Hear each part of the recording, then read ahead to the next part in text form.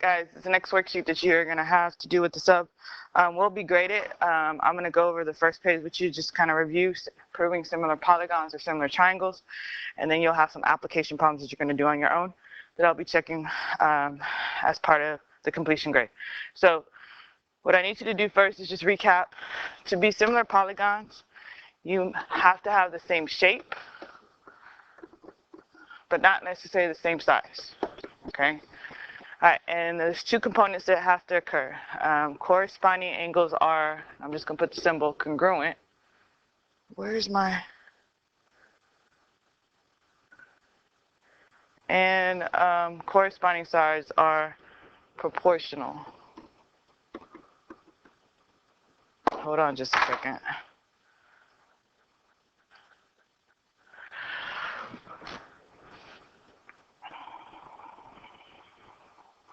That's what I was afraid of. Dang it. Sorry.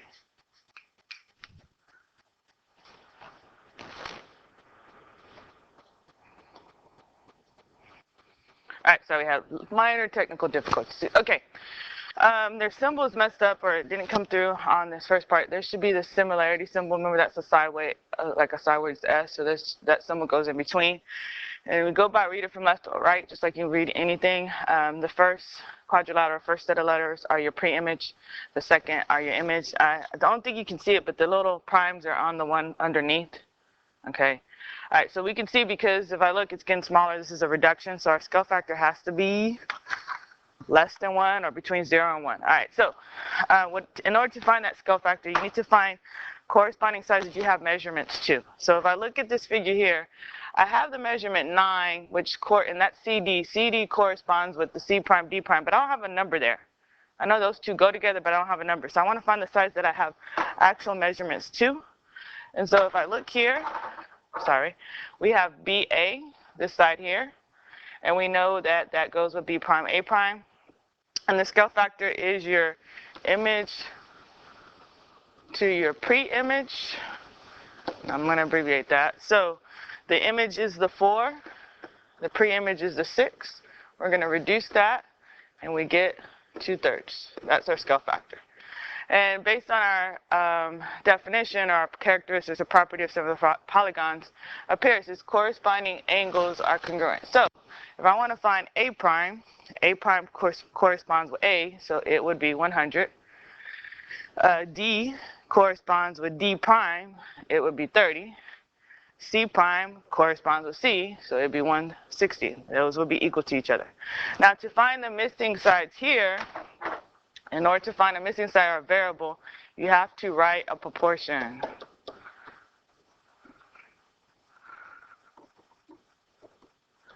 And cross multiply. All right, so I'm just going to set up the proportions. I'm going to check to see if you can cross multiply and solve them. I'm going to do one with you. Actually, I'll do the Z with you because that one's kind of a little bit off. All right, so the two sides that I had, I know are my red sides. Whatever order I go, I have to keep that pattern. So if I go top to bottom or bottom to top, I got to keep that. So I could say 6 is to 4, top to bottom. And then if I want to find X, X is on the top, so it stays on the top. To the bottom, X corresponds with 2. And then you're just going to cross multiply and solve for X. Now, when you get to Z, because we have two variables here, let's talk about that. I'm still going to always start with my sides that I have measurements, which are my reds, my BAs. So I would have 6 is to 4 as 8K is to Z, because those are the two parts that correspond to each other. So when I cross multiply here, I'm just going to rewrite it over here. This is going to be 32K equals 6Z. Now we're solving for Z, so we're still going to get the Z by itself, so we're going to divide by 6. So Z, or 32K over 6 equals Z. And I can simplify this because I can simplify 32 and 6. They have a common factor, which is 2. So that will give me 16, I'll make some room, 16K over 3. Okay? All right, so finish those to find X and Y. And on number 2, it asks you to solve for the variables. It says hint, redraw the figure that redraw the diagram as two figures. So here's what we have is we have the small trapezoid as such, and we have x, y, z, and we have the base 8, and then we have the large trapezoid, and I'm going to try to make it a large one. It's just a sketch, doesn't have to be accurate. We have 12, we have 8, I'm going to put that on the inside. We have 10, and we're going to have to add these sides to find this base, which will give me 24. And the two sides that I have that I know correspond, that I have measurements for, are the base. I have this 8 and this 24, so I'm always going to use those sides to find my variables. So my proportions, to find the variable or the missing side, you have to write a proportion. We can go top to bottom, bottom to top, doesn't matter, keep the same proportion, same pattern. 8 corresponds to 24, the solve for x, as x, which was on the top, or the smaller figure, corresponds with 12. That's our proportion. We're going to cross multiply and solve for x there. Then I'm going to check that you do that. So we're going to write a proportion for y. See if you can get the proportion for y. You're going to use 8 and 24 again. 8 is to 24 as y is to 18. Now, I'm doing top to bottom every time. If I wanted to, I could do bottom to top. So I'm just going to do the same proportion. I'm just going to now start with the 24 is to 8. I always start with the two corresponding sides that I have measurements for. And then that means that I'm trying to find z. Since I started 24, what side corresponds with z? 10. So that would be 10 over z. And then you're going to cross multiply. If you need to recap on the cross multiply, basically what we're saying here is 24 times x would be 24x equals 8 times 12, which would give me 96, and then you divide by 24. I know y'all can do that, and you get your value. Alright, so here it says, what is the distance across the pond? This is where we're talking about redrawing, because we have two triangles here. We have this triangle ABC with the pond distance x, and then we have the whole triangle DAE with the 70. So I can see that, and I'm not sure if you can see, but on the small, if I just talk about the sides that go together, BC, the pond side, excuse me, corresponds with the DE.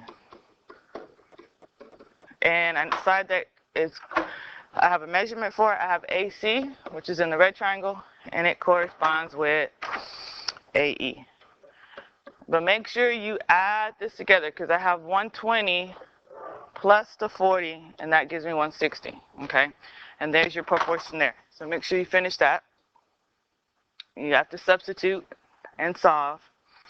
All right, so same type of problem, some more guided practice. That's what I'm saying. If you have overlapping triangles, you might want to redraw them. So I'm going to start with a triangle. I'm going to make it still blue. And I'm just going to redraw it and label the parts. We got 12, 16, x. And then I'm going to look at the whole triangle. Corresponding parts. Well, if I want to do this part that corresponds with the 12 on the same side as 12, I'm going to have to add that together. That's going to give me 21. And then I'm going to, for this side that corresponds with 16, this is going to be 16 plus y, because I don't have that variable. But I have this base, which is 24. And in order to write the proportion, remember, we have to do the sides that we have already measurements for that correspond with each other. Where do I have a side that we have a measurement for that corresponds with each other? Actual number. We have the 12 and the 21. Okay? So that's where we start. So if I want to find the value of x, I can say 12 is to 21 as x is to 24. And then we're going to cross multiply and solve for x. I want to see if you can do that. Then, to do your proportion for y, you're going to have to do 12 is to 21 as 16 plus y is to 16. And now when you cross multiply, you're going to have to put this in parentheses. We're going to do this one together. Try to see if you can do the first cross products. Real quick. I set up the proportion incorrectly. I didn't have corresponding sides. 16 goes with the 12. It's on the same small triangle. And the 16 plus y goes with the 21. It's on the red triangle. Yeah. So when we cross multiply, we will,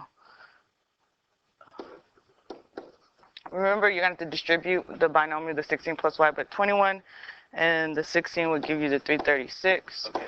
And then you're going to do 12 times the 16 plus y, and you're going to distribute. Yes. So,